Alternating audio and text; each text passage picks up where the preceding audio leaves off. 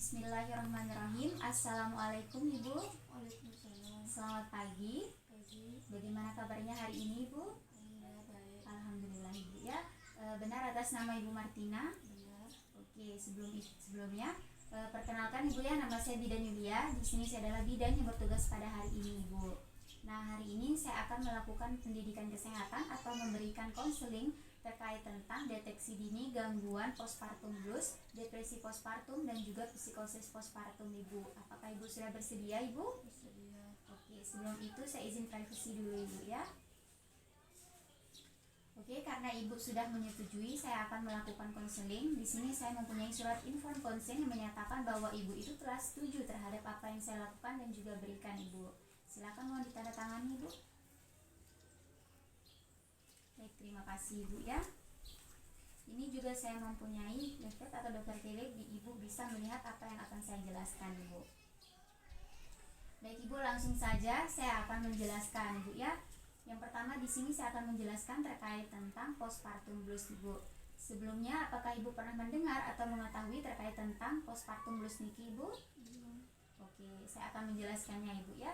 Di sini saya akan menjelaskan yang pertama apa itu yang dimaksud dengan postpartum blues Ibu. Nah, postpartum blues ini merupakan problem psikosis atau masalah psikosis yang terjadi pada ibu yang baru selesai melahirkan Ibu, seperti adanya rasa cemas dan juga ilegibilitas perasaan sampai depresi Ibu. Atau lebih jelasnya, postpartum blues ini merupakan keadaan di mana ibu itu merasa sedih terkait dengan bayinya Ibu ya, yang dimana kondisi ini tuh dipengaruhi oleh perubahan fisik emosional yang terjadi pada ibu. Itu Ibu ya untuk postpartum blues. Adapun gangguan psikologi dari postpartum blues ini Ibu, yang pertama, ibu itu akan mudah tersinggung dan cepat marah Ibu ya. Nah, biasanya ibu yang baru selesai melahirkan ini sangat sulit untuk dimengerti perasaannya Ibu ya, sulit kita menebak bagaimana perasaannya. Kadang ada juga ibu yang bersikap sensitif terhadap sesuatu Ibu, sehingga kondisi ini dipengaruhi karena ketidaknyamanan fisik yang ibu rasakan, sehingga membuat ibu itu merasa bahwa itu tidak nyaman Ibu. Itu ya yang gangguan yang pertama. Selanjutnya di sini ada gangguan yang kedua, yaitu ibu akan menangis berulang kali tanpa sebab Ibu. Nah, di sini dipengaruhi oleh ketidakmampuan ibu dalam beradaptasi terhadap perubahan-perubahan yang terjadi di dalam diri ibu ya, sehingga terkadang ibu itu memikirkan sesuatu hal yang aneh sehingga menyebabkan ibu menangis tanpa sebab berulang kali, dan juga ini bisa menyebabkan stres Ibu ya. Itu gangguan yang kedua. Selanjutnya gangguan yang terakhir dari postpartum blues ini yaitu ibu akan merasakan cemas, khawatir, dan juga gelisah terhadap bayinya Ibu. Nah, biasanya ini sangat-sangat sering terjadi Ibu ya. Adapun kecemasan dan juga kekhawatiran yang sering terjadi misalnya ketika ibu itu belum bisa atau tidak bisa dalam menyusui bayinya Ibu ya, atau air susu ibu itu tidak ada yang keluar Ibu, sehingga ibu itu merasa cemas karena bayi ibu belum menyusui Ibu ya. Adapun di sini kekhawatirannya itu bisa seperti yang saya katakan tadi, karena bayi ibu itu belum menyusu sehingga ibu itu sangat gelisah terhadap kondisi bayi ibu yang belum memakan atau meminum apapun Ibu, termasuk air susu ibu ya. Baik Ibu, selanjutnya di sini saya akan menjelaskan terkait tentang depresi postpartum Ibu ya. Nah, untuk depresi postpartum ini apakah Ibu pernah mendengarnya Ibu? Belum. Baik, langsung saja saya akan menjelaskan Ibu ya. Yang pertama di sini saya akan menjelaskan apa itu yang dimaksud dengan depresi postpartum Ibu. Nah, depresi postpartum ini merupakan masalah kesehatan mental yang terjadi pada wanita yang baru saja selesai melahirkan Ibu ya.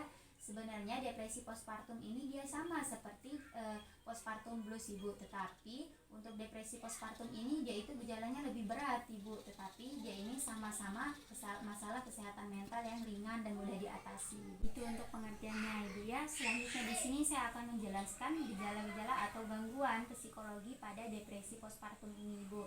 Yang pertama di sini ibu itu akan mengalami sulit tidur walaupun sangat kelelahan Ibu ya. Nah, kondisi ini biasanya terjadi walaupun ibu itu sudah lelah dalam merawat bayi dan menjaga bayi ibu dari dia terbangun sampai tidur lagi Ibu.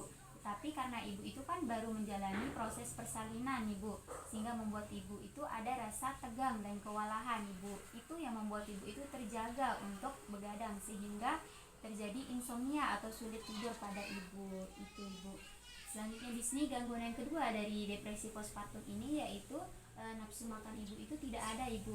Nah, untuk nafsu makan ini itu sudah menjadi hal yang biasa terjadi pada ibu yang baru selesai melahirkan, Ibu. Ini merupakan respon tubuh ibu terkait dengan proses persalinan yang sudah dijalani, Ibu ya. Oke, selanjutnya di sini gangguan yang ketiga dari depresi postpartum ini yaitu ibu akan mudah putus asa, Ibu. Nah, banyak ibu yang baru selesai melahirkan ini tidak bisa dalam merawat dan juga menjaga bayinya, Ibu. Sehingga ini yang membuat ibu itu merasa salah dan juga mengeluh hingga putus asa dalam hal merawat bayi ibu sendiri, Ibu ya. Selanjutnya gangguan yang keempat dari depresi postpartum ini yaitu terjadinya serangan panik, Ibu. Ini sangat-sangat sering terjadi pada ibu yang baru pertama melahirkan, Ibu ya. Terkadang di sini hal yang kecil saja, tapi ibu itu terlalu berlebihan dalam menanggapi sehingga itu yang membuat ibu itu terkejut. Misalnya saja ketika bayi itu mengeluarkan air susu yang sudah diminumnya. Baik Ibu, adapun gangguan psikologi selanjutnya dari depresi postpartum ini yaitu ibu tidak mampu membuat keputusan, Ibu ya.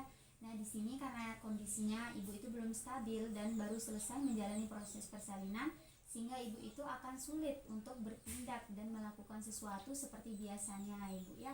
Nah, faktor pikiran juga di sini ibu terlalu banyak sehingga itu yang menyulitkan ibu dalam mengambil suatu keputusan, Ibu ya. Selanjutnya di sini masalah psikologi dari depresi postpartum ini adalah ibu akan merasa gagal menjadi seorang ibu yang baik, Ibu ya. Nah, di sini karena ketidakmampuan ibu dalam hal mengurus dan merawat bayinya, bahkan sampai membahayakan bayinya, ini yang membuat ibu itu merasa gagal menjadi seorang ibu, Ibu.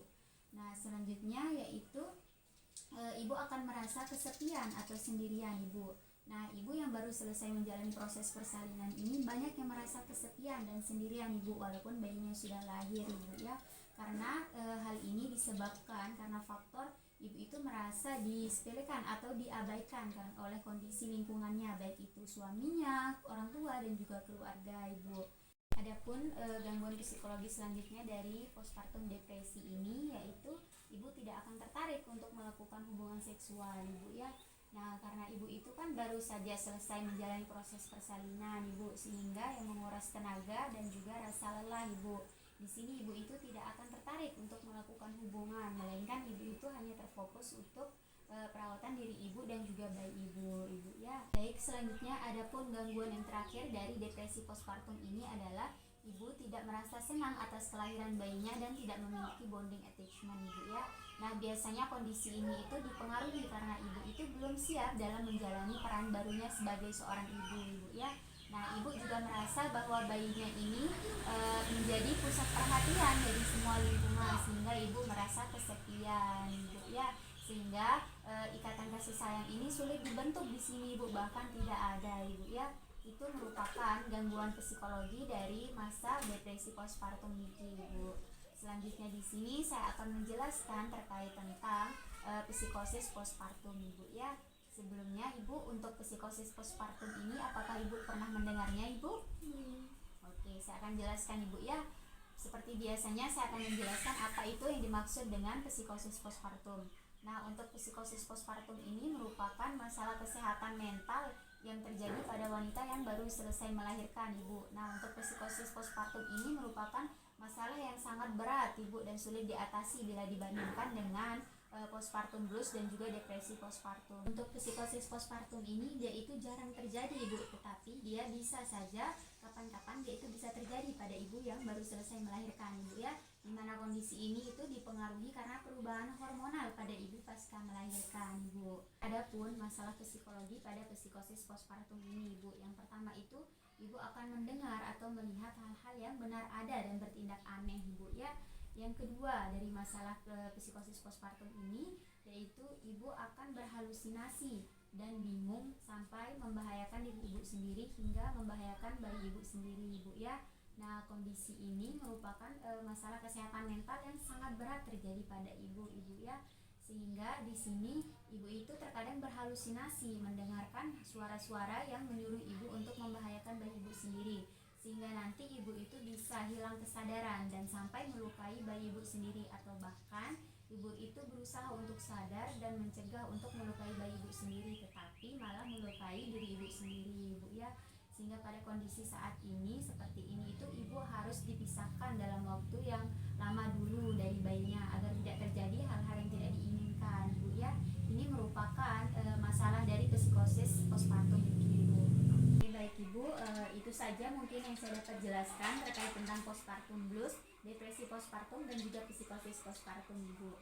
Apakah ibu itu pernah mengalami dari masalah-masalah yang sudah saya jelaskan ini ibu? Jadi saya pernah mengalami merasa kelelahan, terus tidak mau melakukan apa-apa di siang hari. Oh, masalahnya seperti itu ibu ya. Jadi di sini cara mengatasi, saran dari saya ibu itu harus bisa mengatur waktu ibu dalam beristirahat ibu ya. Saran saya ibu, ketika bayi ibu itu sedang beristirahat atau tertidur, sebaiknya ibu itu harus ikut tertidur juga ibu, karena kalau ibu tidak tidur nanti ketika bayi ibu itu sudah bangun maka ibu itu akan kesulitan dalam melakukan aktivitas istirahat ibu ya. Jadi ibu di sini harus bisa menyesuaikan jam tidur ibu dan jam tidur bayi ibu sehingga ibu itu juga tidak merasa kewalahan ibu ya. Itu untuk cara mengatasinya ibu. Apakah ada masalah lain lagi ibu? Tidak ada. Berarti apa yang sudah saya jelaskan ini sudah ibu bisa dapat pahami ibu? Sudah. Alhamdulillah ibu ya. Jadi tugas saya di sini sudah selesai karena saya sudah memberikan konseling ini ibu. Saya izin permisi dulu. Terima kasih atas waktunya ibu ya. Semoga ibu dalam keadaan sehat selalu ibu ya. Oke, terima kasih ibu. Assalamualaikum warahmatullahi wabarakatuh.